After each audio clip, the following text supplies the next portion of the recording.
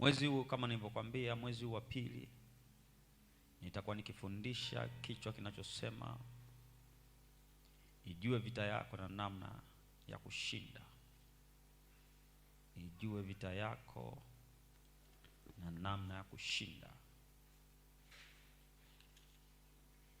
Kitu ambacho mtumishi wa Mungu unachotakiwa kujua, vita unayo. Na ukishajua kwamba vita ipo, lazima ujipange namna ya kupambana na kushinda. Vita ipo. Ile siku ya Jumamosi nikupa andiko moja pale, ile kitabu cha Ufunuo. Ile kitabu cha Ufunuo nilikuonyesha wewe unavyoamini. Ufunuo 12 mstari wa 17. Ufunuo 12 mstari wa 7. Toka joka akamkasirisha yule mwanamke, akaenda zake akafanya vita juu ya wazao wake waliosalia, wazishikao amri za Mungu na kuwa na ushuhuda wa Yesu, naye akasimama juu ya mchanga wa bahari. Kwa hiyo unaweza kuona kwamba wale ambao wanaamini, leo kuna kitu kidogo nataka nikuwekee ndani yako. Wale ambao wanaamini, ambao ni wewe, vita huwa inainuka. Na sababu kubwa ambayo inainuka kwa wewe ambaye unafika sehemu unaanza kumwamini Mungu ni kwa sababu ya ushuhuda. Ndio maana wewe kupata 10,000 kwako inaweza kawa mbinde sana. Kupata milioni kwako inaweza ikawa ni kwa mbinde sana, kwa sababu milioni yako wewe ni ushuhuda. Ndio maana nilikwambia mtu saa nyingine watu wanasema huyu alipookoka tu vitu vyake vikaanza kuharibika. Katika uhalisia ni kweli, kwa sababu anaingia katika uwanja wa vita akiwa yeye hajajipanga. Lakini Mungu anapotupa mafundisho namna hii na watu tukajipanga vizuri, vita yetu tutashinda katika jina la Yesu. Kwa hiyo vita ipo, mtumishi wa Mungu. Kitabu kile cha Efeso 6:12 nilikwambia vita ambayo unapambana na wewe ni juu ya falme na mamlaka ya majeshi ya pepo mabaya. Kwa vita ipo. Ndio maana mwezi huu tutangangana. Mimi namwamini Mungu, tutashinda. Tutashinda. Tutashinda. Tutashinda. Tutashinda. Tutashinda katika jina la Yesu.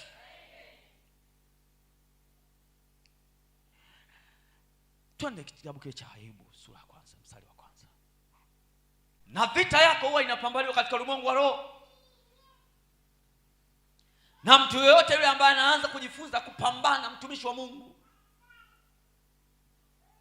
hakuna jambo ambalo kwako linatokea ghafla binifu. Lolote lile unaoliona kwako limetokea, kuna mahali lilianzia. Jambo lolote unaoliona limetokea kwenye maisha yako ya uharibifu, kuna mahali ambapo limeanzia. Na mtu anapoanza kusimama katika ulimwengu wa roho, mtumishi wa Mungu, utashinda. Amen. Soma mtumishi wa Mungu. Ilikuwa siku moja ambayo hao wana wa Mungu walikwenda kujihudhurisha mbele za Bwana. Mbele za Bwana. Shetani naye akaenda kati yao. Bwana akamuuliza Shetani, ndio, umetoka wapi wewe? Umetoka wapi wewe? Ndipo Shetani akamjibu Bwana na kusema, ndio, natoka katika kuzunguka duniani, duniani na katika kutembea huku na humo. Kisha Bwana akamuuliza Shetani, je, umemwangalia huyo mtumishi wangu Ayubu? Ndio. Kwa kuwa hapana mmoja aliye kama yeye duniani. Ndio. Mtu mkamilifu na mwelekevu, mwenye kumcha Mungu na kuepukana na uovu. Ndio. Ndipo Shetani akamjibu Bwana na kusema, je, huyu Ayubu yumcha Bwana bure? Ndio. Wewe humzingira kwa ukingo pande zote. Ndio. Pamoja na nyumba yake, na vitu vyote alivyo navyo. Kazi za mikono yake umezibarikia. Ndio. Nayo mali yake imeongezeka katika nchi. Lakini nyosha mkono wako sasa. Ndio. Uyaguse hayo yote alionayo, naye atakukufuru mbele za uso wako. Bwana akamwambia Shetani, tazama, yote alionayo yamo katika uwezo wako. Haya mambo yanapangwa katika ulimwengu wa roho. lakini Ayubu haoni, wala watu wanaomzunguka waoni. Ni vitu ambavyo shetani anazungumza na Mungu katika ulimwengu wa roho. Wanasema umeona huyu mama anafanya biashara, umeona huyu mama ambaye yupo kwenye ajira yake, umeona hii kazi yake. Ina maana neno la Mungu linasema Ayubu, inaweza shetani alikuwa akimzungukia Ayubu mara kwa mara, lakini Biblia inasema kila alipokuwa akimzungukia alikuwa anakutana na wigo wa Mungu. Kwa hiyo shetani alikuwa anakosa access ya kugusa maisha ya Ayubu. Lakini neno la Mungu linasemaje? Mungu akamwambia shetani, mimi nimeondoa mkono wangu. Maisha ya Ayubu na vitu vyote viko kwenye mikono yako. Sasa angalia kilichotokea. Nini kikatokea mstari unaofuata? Ilitukia siku moja hao wanawe binti zake walipokuwa wakila na kunywa divai katika nyumba ya ndugu yao mkubwa. Mjumbe akamfikiria Ayubu na kumwambia, akasemaje? Hao ng'ombe walikuwa wakilima na punda walikuwa wakilisha karibu. Mara Waseba wakawashambulia, wakawachukua wakaenda nao. Wakachukua ng'ombe pamoja na punda wakaenda nao. Nao wamewaua hao watumishi kwa makali ya upanga. Mimi peke yangu nimepona, mimi tu kuletea habari. Sasa wewe katika hali ya kawaida unajua aliyewachukua ng'ombe ni wakina nani? Waseba. Waseba walikuwa wana shida na maisha ya Ayubu kwa sababu ni watu ambao walikuwa wanakaa nao miaka yote. Lakini vita ilipoinuka, shetani akaingia ndani ya maisha ya Waseba. Kwa hiyo Waseba walikuwa hawana mpango na kuchukua ng'ombe wa Ayubu. Waseba walikuwa hawana mpango wa kuchukua punda wa Ayubu. Waseba walikuwa hawana mpango wa kuua watumishi wa Mungu, watumishi wa Ayubu. Lakini shetani katika ulimwengu wa roho alipopata access akaingia Waseba. Kwa hiyo wewe unajua unapambana na Waseba, kumbe issue sio Waseba. Kuna nguvu nyuma ya Waseba. Wewe unaona unapambana na biashara haiendi. Issue sio biashara. Kuna nguvu nyuma ya biashara. Wewe unajua unapambana na mke wako, unapambana na mume wako, unapambana na bosi, unapambana na mazingira magumu. Wewe unaangalia mazingira, lakini kuna nguvu nyuma yake. Ni mja ya Waseba, nguvu ya adui. Kwa hiyo watumishi wa Ayubu wanatoa ripoti kwa Ayubu. Wanasema, mzee, Waseba wameua watumishi wako. Mimi peke yangu nimekurupuka, nimepona. Lakini katika uhalisia aliyeua watumishi wa Ayubu ulikuwa si Waseba. Katika uhalisia aliyeiba ng'ombe wa Ayubu sio Waseba. Kuna nguvu nyuma ya pazia. Unaona mtumishi wa Mungu mshahara mdogo, lakini issue sio mshahara. Kuna nguvu nyuma ile pesa unayoipata. Nataka nikuonyeshe namna ya kupambana vita ya kiroho. Nataka nikuonyeshe namna ya kupambana vita ya kiroho. Ndio maana kama usipojua namna ya kupambana na vita ya kiroho, utapambana na Waseba. Kumbe Waseba wamefanyika tu, hawana issue. Soma mstari unaofuata. Huyo alipokuwa akinena, akatokea na mwingine na kusema, akasemaje? Wakaldayo walifanya vikosi vitatu, wakawaangukia ngamia wakaenda nao. Naam, wamewaua wale watumishi kwa makali ya upanga. Mimi peke yangu nimepona, mimi tu kukuletea habari. Analeta ripoti ya Wakaldayo. Kumbe aliyefanya lile tukio ni nani? Ni adui. Kwa hiyo unapambana na Mkaldayo.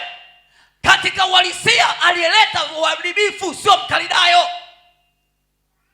Unasema huyu baba ameniharibia maisha yangu, huyu mama ameniharibia maisha yangu, huyu mtu ameniharibia maisha yangu, huyu mtu ameniharibia biashara yangu, huyu mtu ameniharibia mtoto wangu. Unamuona mtu katika uhalisia sio Mkaldayo. Nataka nikuonyeshe namna kupambana vita ya kiroho. Na mtu anapoanza kujua vita yake sio Wakaldayo, vita yake haiko kwa Waseba. Kumbe anapambana na falme, anapambana na mamlaka, lakini zimejificha kwenye mgongo ya Wakaldayo. Kumbe zimejificha kwenye mgongo ya Waseba. Watu wengi sana wanapoteza muda kupambana na vita wasioijua. Mtu anaingia kwenye siku 7 kavu, anafunga, anamwombea mtu fulani kwa sababu amekuwa huyo mtu tatizo kwake. Kumbe huyo mtu sio tatizo. Kwa mtu anapoteza muda na kupambana na vita ambayo haina ushindi. Kwa hiyo wewe unaona Wakaldayo ndio tatizo, wewe unaona Waseba, kumbe katika ulimwengu wa roho ile vita ilishafanyika. Unaona wateja hawaje, wamebadilisha njia, kumbe katika ulimwengu wa roho tayari vita ilishamalizika. Soma mstari unaofuata. Huyo alipokuwa akali akinena, akatokea na mwingine na kusema, akasemaje? Wanao na binti zako walikuwa wakila na kunywa divai katika nyumba ya ndugu yao mkubwa. Ndio. Mara tazama, upepo wenye nguvu ukatoka pande za jangwani, ukaipiga hiyo nyumba pembe zake 4. Ndio. Nayo ikawaangukia hao vijana. Ndio. Nao wamekufa. Na mimi peke yangu nimepona. Kwa hiyo unasema upepo bwana, mazingira yale yamebadilika. Nililima mazao yangu sijapata, mvua imekata. Nililima mazao yangu, mvua imekuja kubwa, mpunga wote umeharibika. Nilifanya vitu vyangu. Wewe unaangalia upepo, wewe unaangalia mvua, wewe unaangalia mazingira ya kawaida, lakini kumbe sio upepo. Kuna nguvu nyuma ya upepo. Nasema kila nguvu inayotumika kuharibu maisha yetu, jioni ya leo tunatamka hiyo nguvu pasuka kwa jina la Yesu. Lazima mtumishi wa Mungu ujifunze kushtuka. Sema amina. Lazima ujifunze kushtuka. Na mtumishi mmoja kwa nipo shuhuda, nenda nyumbani kwake kufanya maombi, ananiambia mimi mtumishi wa Mungu nilikuwa na mifugo mingi, mifugo wote wakafa. Anapambana, kazi zote zimeharibika. Mbaya zaidi kilichomshtua, mpaka katika sema kanitafuta, anasema hadi miti ya matunda ambayo nilikuwa nategemea yote na yenyewe miti imechanua, hakuna matunda. Anasema kama mvua ipo, matunda nilikuwa nazoea navuna matunda, sasa hivi hata matunda. Sawa, kuku amekufa, labda mazingira yamebadilika, lakini kilichomshtua akajua hapa kuna nguvu nyingine anapambana nayo, hadi matunda yamekauka. Anakwambia ilikuwa kwa siku anachuma matunda 30,000 mpaka 50,000 na yote yamekauka. Nataka nikuonyeshe vita ya ulimwengu wa roho. Ndio maana kitu chako chochote kinapoharibika, mtumishi wa Mungu, ulikuwa na kitu kimoja, kilipoharibika tushtuka. Usianze kusema haya mazingira yamekuwa magumu ya kiuchumi. Usianze kusema, shtuka. Ayubu, Waseba walipopigwa akatulia, akashangaa Wakaldayo wameingia. Akatulia, akashangaa moto umeshuka. Akatulia, akashangaa upepo. Chochote cha kwako kinapoanza kubadilika, una kuku 10 unashangaa mmoja amekufa. Jamani, kuna mdudu. Wewe usiangalie mdudu, shtuka kwanza katika ulimwengu wa roho. Unashangaa wa kwanza amekufa, atakufa wa pili, atakufa wa tatu, mwisho wote 10 watakufa. Biblia inasema sisi hatuenendi kwa kuona, tunaenenda kwa imani. Ina maana wewe kuna macho mengine tuko kuyaona. Hata kuishi kama watu wengine wanavyoishi. Bwana amekufa kufu moja, bwana kimeharibika, shtuka. Sema yes. Kila nguvu iliyokaa nyuma ya Waseba tunaishughulikia leo.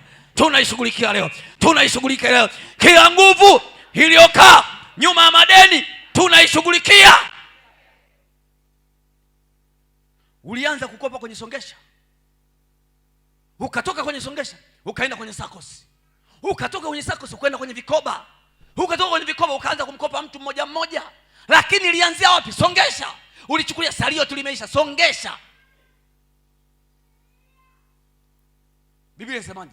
Hatutakopa bali tutakopesha. Kwa hiyo mahali popote, mtumishi wa Mungu, unapochukua mkopo wa kwanza, Hata kama wewe ni mwajiliwa, mkopo wako unakatwa juu kwa juu, usichukulie poa. Sawa, nimekopa kwa mazingira haya, ndio naanza kujitafuta, lakini lazima ujifunze namna ya kushughulika nao katika ulimwengu wa roho. Umeanza kukopa, sawa, mkopo isiye ukabadilika ukawa nini? Ukawa deni. Usiseme tu mchumisho, mimi nakopesheka bwana, niko serikalini, mimi nakopesheka, niko private sector, mimi nakopesheka, biashara yangu nzuri inaweza kukopesheka. Hiyo sio sifa, hiyo ni hatua tu ya kuanzia. Lakini kama uliweza kukopa hapa, uliweza kukopa na pale, kukopa na pale, kukopa na pale, ikakopa, mamisho mikopo inabadilika kwa nini? Na deni. Lakini ilianzia wapi? Kwa waseba. Ulimwona mseba, kumbe kuna nguvu nyuma yake. Uliona CRDB, kumbe kuna nguvu nyuma yake. Uliona NMB, kumbe kuna nguvu nyuma yake. Ulimwona ni rafiki yangu tu anikopesha, kumbe kuna nguvu nyuma yake. Mtu anakopa mpaka anafika sehemu anataka kukopa tena, anaambia wewe haukopesheki. Yaani anapeleka salary slip hivi, anaambia bwana sawa, lakini wewe ukopesheki. Lakini mara ya kwanza alikopesheka. Kwa nguvu isionekana ya uharibifu, ikaachilia paka sifa. Na mbaya sana hiyo, ni mbaya sana, paka sifa ya kuona kwamba wewe ukopesheki. Ni shtuka.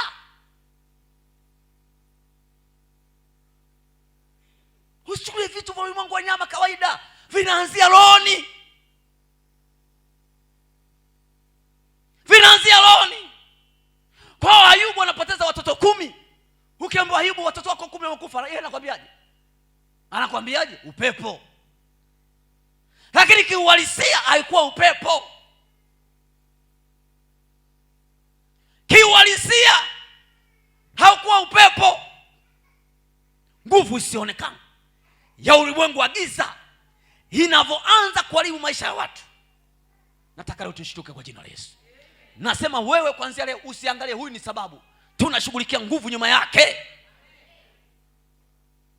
Mimi nakwambia hayupo mwanadamu anaweza karibu maisha yako, hayupo. Unanielewa vizuri? Hayupo mwanadamu anaweza karibu maisha yako. Hayupo mtu anaweza karibu maisha yako. Hayupo mtu anaweza karibu ndoa yako. Hayupo mtu anaweza karibu biashara yako. Hayupo mtu anaweza karibu vitu vyako. Wewe unaposhtuka, hakuna chochote kinachoweza kuharibika. Nasema Mungu ataachilia hatua kwa jina la Yesu. Nasema Mungu ataachilia hatua kwa jina la Yesu. Nasema Mungu ataachilia hatua kwa jina la Yesu. Kwa hiyo hii ni nguvu isionekana, lakini inafanya kazi katika ulimwengu wa roho. Inaanza kwa kupiga ng'ombe, inaanza kwa kupiga waseba, inaanza kama wakalidayo, inaanza kama upepo, inaanza kama moto. Hili ni kukublind. Kukublind, ukitoka unasema jamani jirani kaninukia. Ukitoka mwenye nyumba yangu kaninukia. Ukitoka inakublind. Unaangalia vinavyoonekana. Kumbe vita yako haitoki kwa huyo mtu. Tutashughulikia kwa jina la Yesu. Nasema nimekuwa na maombi mwezi huu wote. Nasema tutashughulikia. Maombi yangu, kila nguvu ambayo iko nyuma ya pazia tuishughulikie. Itashughulikiwa, nakwambia. Nakwambia itashughulikiwa. Nakwambia itashughulikiwa. Ngoja nikuonyeshe Luka sura 2. Ngoja nikuonyeshe mipango inavyopangwa katika ulimwengu wa roho. Luka sura 2 anzia mstari wa 1. Hiyo ni mipango inayopangwa.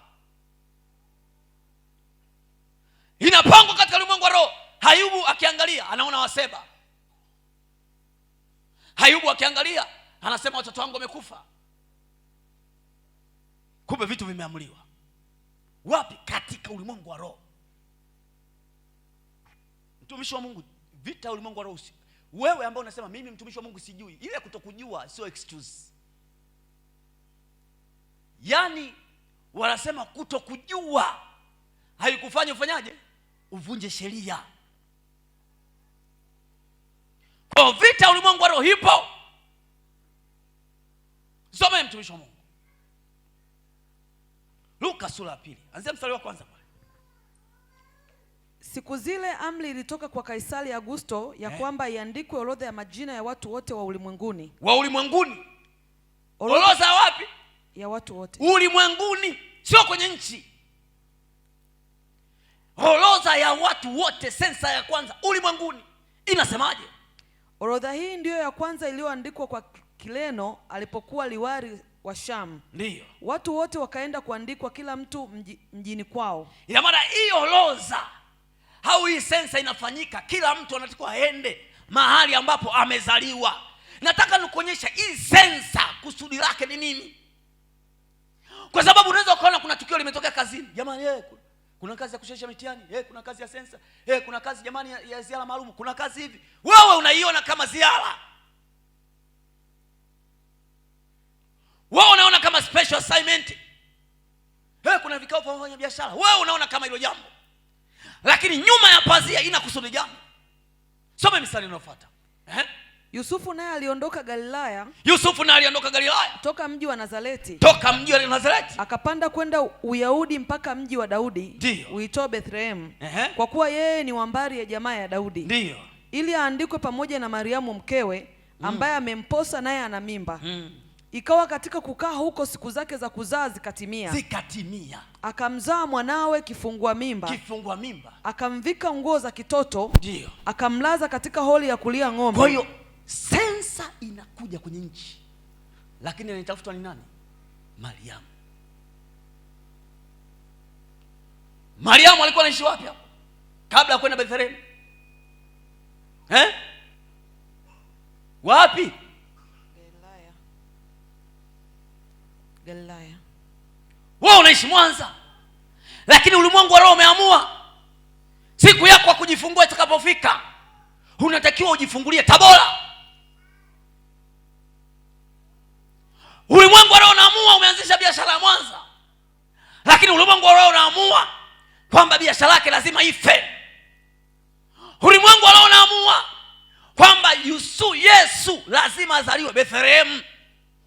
Kwa hiyo kitu cha ulimwengu wa roho kimepangwa. Lakini katika ulimwengu wa nyama, huyu mama yuko hatua za mwisho za kujifungua, bado yuko Galilaya. Kwa mfalme Agustino anaingiziwa wazo, hata yeye hajui wazo limetokea wapi. Bwana, sensa. Ukimuuliza maana ya sensa hajui. Lakini katika ulimwengu wa roho anayetafutwa ni Yesu aweze kuzaliwa Bethlehem. Ndio maana hata wewe senge kuna mawazo yanakugubika ghafla. Mwache huyu baba, mwache huyu mama, iache hii kazi, acha hii biashara, acha kulima. Wazo linakuja ghafla, hujui lilipotokea.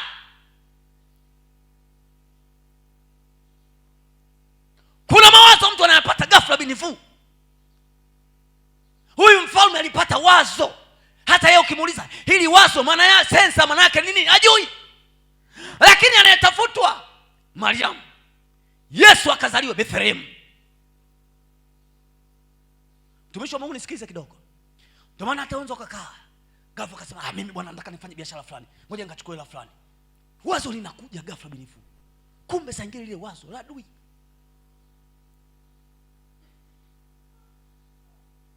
Wazo linakuja ghafla. Saingi kumbe ni wazo la Mungu. Sasa huyu mfalme anapata wazo. Dunia nzima watu wanahesabiwa sensa, lakini anatafuta mtu mmoja. Sema Yesu. Kila mawazo na kila ajenda zinazopitishwa zinaonekana kama za watu wote, kumbe na windwa mimi. Natangaza kwa jina la Yesu. Sema kwa kumaanisha, natangaza kwa jina la Yesu.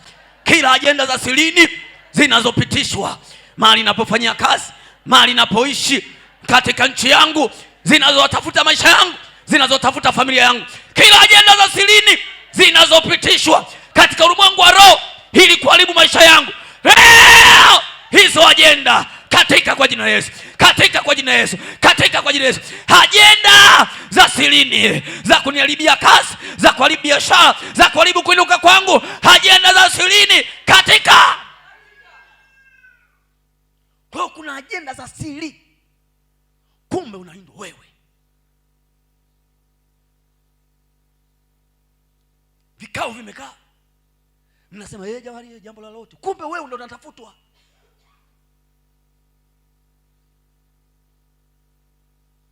Nasema tunashtuka kwa jina la Yesu.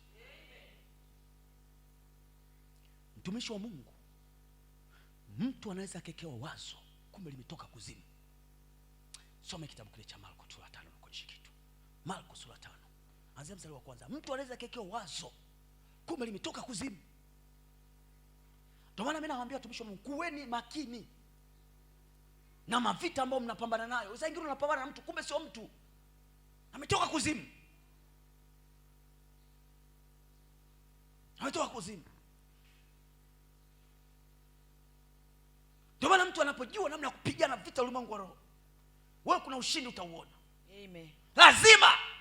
Amen. Unaona ndugu yako kakuinukia maneno kibao, uzungumzi naye yeye. Unajua huyu kuna mawazo sio kwa kikatoa kuzimu. Ndio maana mimi siwezi kunikuta mimi namnunia mtu.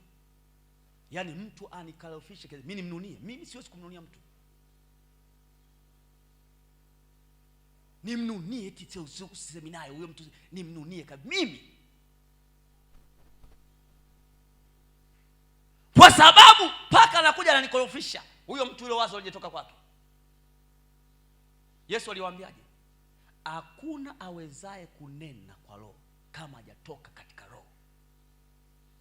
Na hakuna anayenena mambo ya kuzimu kama hajatoka kuzimu. Tunapozungumza mtu ametoka kuzimu, sio kwamba ametoka kule makaburini amekuja. Wazo lake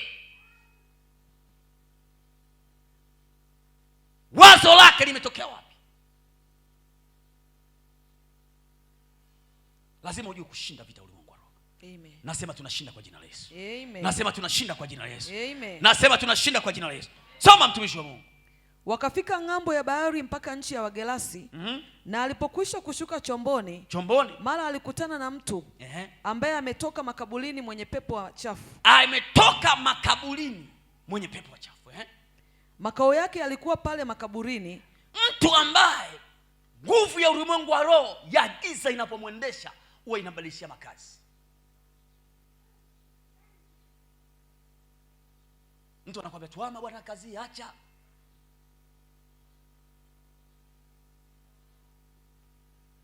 Ukitaka kujua vita ulimwengu wa roho imechangamka, unahamishiwa makazi.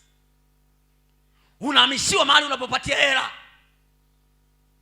Ulikuwa na frame yako nzuri, ghafla unashangaa limetokea kutokea frame umefunga.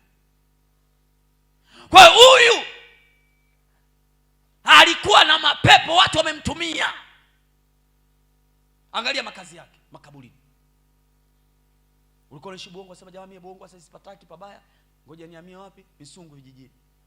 Nitafute eneo kubwa nikafuge. Kumbe hamna kitu. Wamekuhamisha. Nasema kila anayekuhamisha atahama yeye. Amen. Yaani mtu anakuja naona unafanya shughuli zako zinaendelea.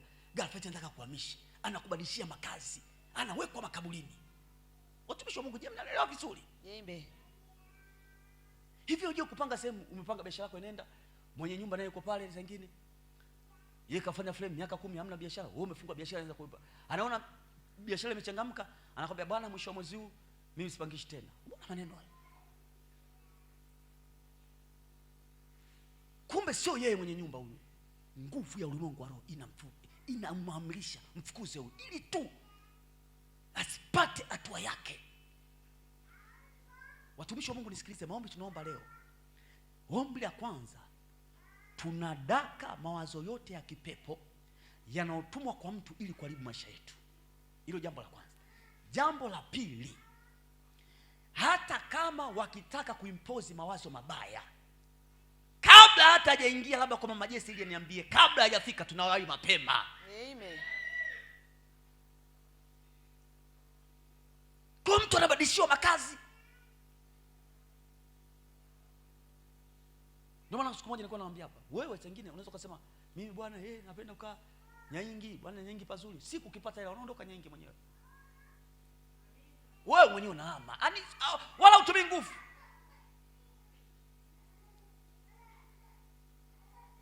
Mazingira mtu anaokaa yanaamuliwa na nguvu ya ulimwengu wa roho. Yanaamuliwa. Ndio maana nasema kuna mitaa hii inaitwa mitaa ya Uswahilini.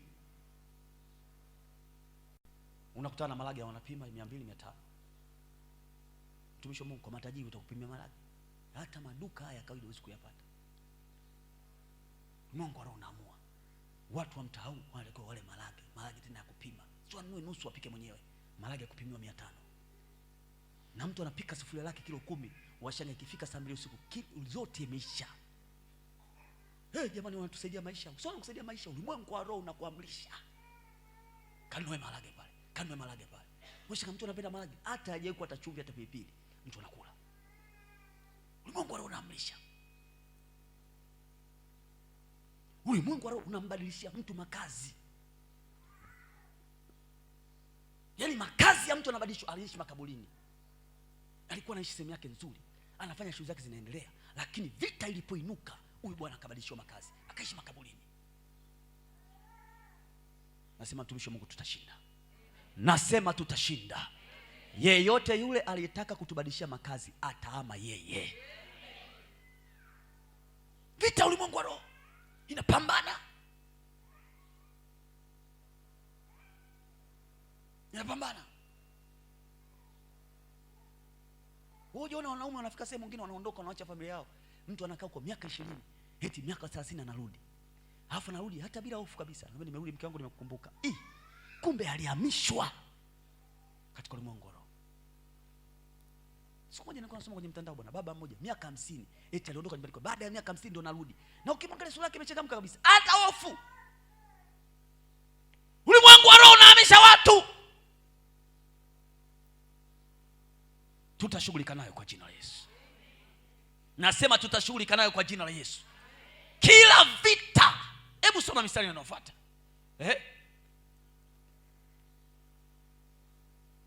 Na makazi yake yalikuwa makaburini. Endelea hapa.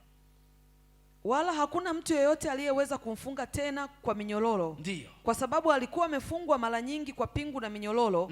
Akaikata ile minyororo na kuzivunja zile pingu. Wala hakuna mtu aliyekuwa na nguvu za kumshinda. Na siku zote usiku na mchana alikuwako makaburini na milimani. Mbona ulimwengu wa roho mtumishi wa Mungu ukiweza unakubadilishia makazi? Yaani ulimwengu wa roho ukikuweza unakuhamisha mahali.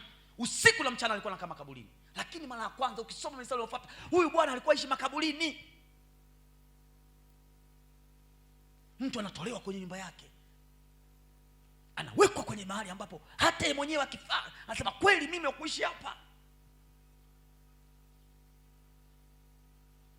Nasema kila mpango wa kutuhamisha mahali umeharibiwa kwa jina la Yesu. Amen. Hatutaishi makaburini, hatutaishi mahali ambapo hatutaona hatua yetu. Hatutaishi maisha ya kufika sehemu kuungaunga. Kila adui aliyekusudia kutuhamisha amehama yeye. Amen. Katika jina la Yesu. Some kitabu kile cha Kutoka sasa. Kutoka sura ya 17 mstari wa 8. Mtumishi wa Mungu, hii ni vita. Na mshindi ni wewe. Amen. Nasema na washindi ndio sisi kwa jina la Yesu. Amen. Maana Yeremia 1:19 anasema watashindana, watapigana, hawatatuweza. Amen. Mimi ninaona mlango wako umefunguka. Amen. Mimi ninaona mlango wako umefunguka. Amen. Mimi ninaona ushindi wako umekuja. Amen. Mimi ninaona hatua yako imekuja. Amen. Katika jina la Yesu. Adui hawezi kukuhamisha. Mtumishi wa Mungu ulikuwa unafanya shughuli zako vizuri, upo kwenye shughuli zako unashaka ghafla bwana, wanasema ile gari tunalitaka. Unahamishwa.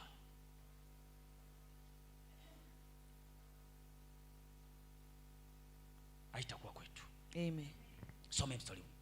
Anzia mstari wa 8. Kutoka sura 17, anzia mstari wa 8. Wakati huo Waamaleki wakatokea, wakapigana na Israeli huko Refidimu. Ndiyo. Musa akamwambia Yoshua, akamwambia, tuchagulie watu ukatoke upigane na Waamaleki. Kesho nitasimama juu ya kile kilele na ile fimbo ya Mungu nitakuwa nayo mkononi mwangu. Ndiyo. Basi Yoshua akafanya kama Musa alivyomwambia. Ndiyo. Akapigana na Amaleki, na Musa na Haruni na Huli wakapanda juu ya kile kilima. Wakapanda juu ya kilima. Ikawa Musa alipoinua mkono wake, ndiyo, Israeli walishinda. Walishinda. Na alipoushusha mkono wake, na aliposhusha mikono yake, Amaleki walishinda. Nataka nikuonyeshe kitu hapa.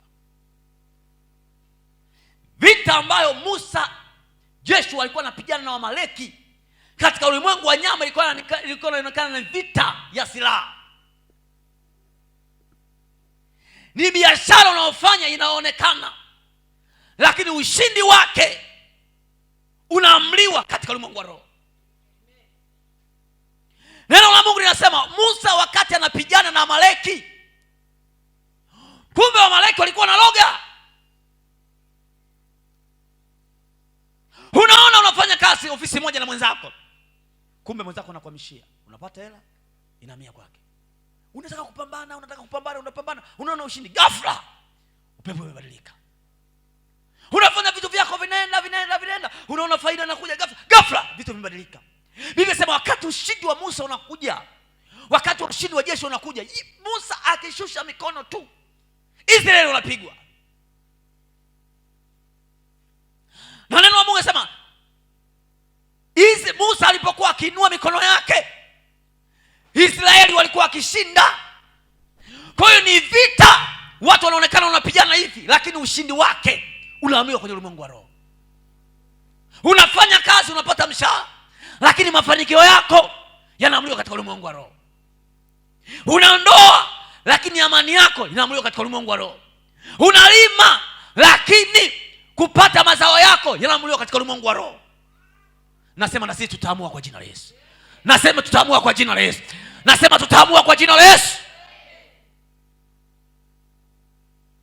Hivi nyote mtumishi wa Mungu hamjawahi kuona mtu wanasema uwa wanahamisha mpunga? Nyinyi mshasikia story? Hamjawahi kusikia? Mtu analima. Jamani, mpunga wangu umestawi, naenda kuvuna. Akienda kuvuna, gunia 10 anakoboa, anapata gunia 3. Watu wanahamisha. Sifanye mchezo. Ulimwengu roho hauna huruma na mtu. Mimi nilikuwa mkopo wangu mtumishi wa Mungu, nikaona sasa hivi mvua ipo, niwekeze kwenye majaruba. Watu wanahamisha. Niko bwana mmoja alikuwa amelima huko mpunga sijui wapi, ndio anataka aende kuvuna, akanitafuta, mtumishi wa Mungu niombe, najua kule shughuli yake. Nikamwambia kuna nini? Anasema kule wanahamisha mpunga, sio mchezo. Nikamwombea, akaenda. Ile kufika tu siku ya kwanza, mpunga umechangamka, mvua imeshuka. Unajua mpunga ukishakoma, ukishapigwa na mvua unaharibika. Nikamwambia mvua lazima ikate. Wauni watumishi wa Mungu katika ulimwengu wa roho, watu hawana mchezo. Wameshindwa kuhamisha mpunga, wanataka kuozesha mpunga. Nikamwambia sio na wasiwasi, wewe lazima uvune. Akapambana, ndipo akafanikiwa, akavuna mpunga wake. Lakini watu walikuwa wanahamisha. Wewe unaona unalima katika ulimwengu wa nyama, lakini ulimwengu wa roho ndio unaamua upate nini. Unafanya biashara katika ulimwengu wa roho nyama, ulimwengu wa roho ndio unaamua upate nini. Musa na Haruni wapo katika uwanja wa vita, lakini ushindi wao unaamliwa katika ulimwengu wa roho. Kwa hiyo wewe unaona unaenda katika hali ya kawaida ya kibinadamu, unafanya vitu vya kawaida, unaenda kazini kikawaida, unafanya vitu vyako kawaida, lakini matokeo ya maisha yako yanaamliwa katika ulimwengu wa roho. Tunataka tuamue kidogo leo. Nasema tunataka tuamue leo. Nasema tunaamua leo jioni kwa jina la Yesu. Hatutafanya kazi za kuchosha. Hatutafanya maisha ya kungaunga. Hatutakuwa watu wa kusindikiza siku. Tunaamua katika jina la Yesu. Tunaamua katika jina la Yesu. Tunaamua katika jina la Yesu. Tunaamua katika jina la Yesu. Wewe ndio Musa wa leo, utaamua juu ya watoto wako. Wewe ndio Musa wa leo, utaamua juu ya biashara yako. Wewe ndio Musa wa leo, utaamua juu ya mume wako. Wewe ndio Musa wa leo. Musa aliposimama akaamua matokeo ya Joshua. Musa aliposimama akaamua matokeo ya Haruni, akaamua matokeo ya Israeli. Wewe ukisimama kuna matokeo unayaamua. Simama kwa miguu yako. Karaba.